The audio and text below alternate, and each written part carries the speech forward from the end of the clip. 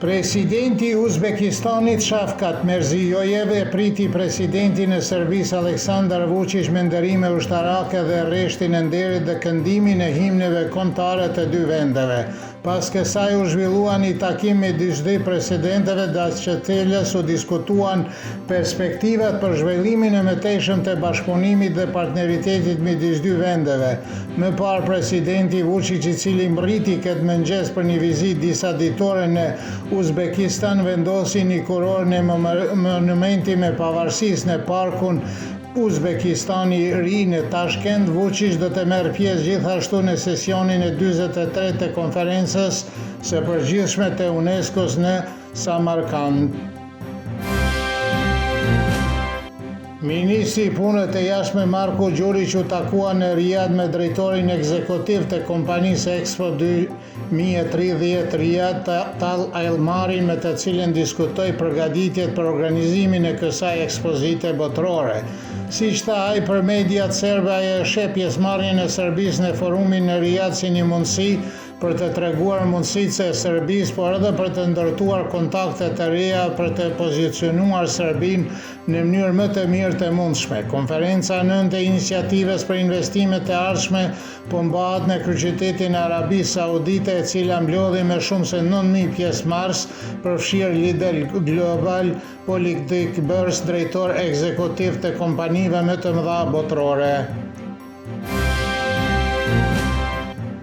Politologu Aleksandr Shluka thot se nuk është i sigurt nëse rekomandimet të dhëna nga grupi ndërkombëtar i krizave në raportin e tij mbi Kosovën dhe dialogun me Beogradin janë reale. Ai beson se nuk mund të pritet presion shtesë mbi Prishtinën dhe se kërkesat e Prishtinës për reciprocitet nuk duhet të pranohen. Aleksandar Mitić nga Instituti për Politikë Ndërkombëtare dhe Ekonomi në Beograd thot se rekomandimet e grupit ndërkombëtar të krizave në të kaluarën kishin për qëllim përgatitjen e terrenit për vendosjen e agjendës të disa çështjeve që duhet të trajtohen nga institucionet europiane, por se roli i tij tani nuk është as afër atij të 20 viteve më parë. Alma Lama, analiste nga Prishtina, thot se raporti përmban akuza serioze në lidhje me sjelljen e qeverisë së Kosovës në veri dhe beson se dialogu midis Kosovës dhe Serbisë në lidhje me veriun e Kosovës duhet të ripërcaktohet plotësisht, sepse nuk po funksionon.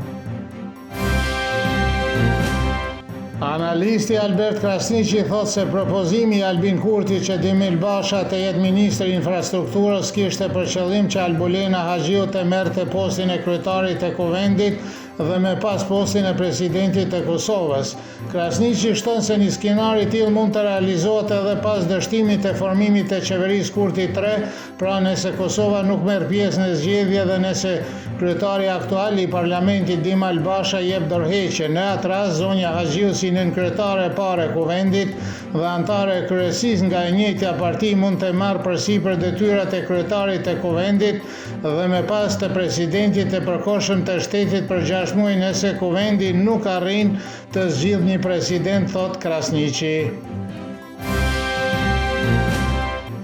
Analisti politik Artan Muhaxhiri thot se dështimi për të formuar qeveri të re është një fyrje për qytetarët e Kosovës, pa mundësi atyre për të krijuar shumicë të thjeshtë, flet shumë për qëndrimin që kanë ndaj qytetarëve, nevojat, kërkesat dhe problemet e tyre, si dhe krizën ekonomike me të cilën po përballen qytetarët, thot Muhaxhiri. Dështimi për të formuar qeverinë e re ka rritur frikën se Kosova do të hyjë në vitin 2026 pa buxhet, thot eksperti financiar Haki Shatri, dhe shton se Kosova rrezikon falimentimin sepse mund të mos ketë para për paga, pensione dhe përfitime për fëmijët në fillim të vitit, pasi vetëm një qeveri me kompetenca të plota mund të propozojë një ligj buxhetor dhe vazhdimin e ndarjeve buxhetore. Deputeti i Lidhjes Demokratike të Kosovës, Krenar Xhaferi, vlerëson se Kosova po shkon drejt zgjedhjeve të jashtëzakonshme, por beson se zgjidhja më e mirë do të ishte propozimi i LDK-s për të formuar një qeveri kalimtare për 8 muaj ose një vit. Ai thot se LDK-ja do të respektonte afatin kushtetues për konsultime me presidentin, por sipas tij as ish partitë opozitare nuk kanë shumicë për qeverinë e re. Kryetari i Partisë Demokratike të Kosovës Memli Krasniqi konfirmoi se nëse Kosova shpall zgjedhjet e jashtëzakonshme, Bedri Hamza do të jetë përsëri kandidati i tyre dhe se programi i tyre me të cilin ata garuan në shkurt është edhe më i rëndësishëm sot se sa ishte atëherë. Moti nesër në mëngjes do të jetë i kthjellë dhe i ftohtë në disa pjesë me mjegull në jug dhe juglindje me ngrica të lehta gjatë ditës me diell dhe ngrohtë dhe erë të lehtë jugore. Temperatura e mëngjesit do të sillet nga 0 deri në 8, kurse ajo maksimale ditore nga 18 deri në 22 gradë Celsius.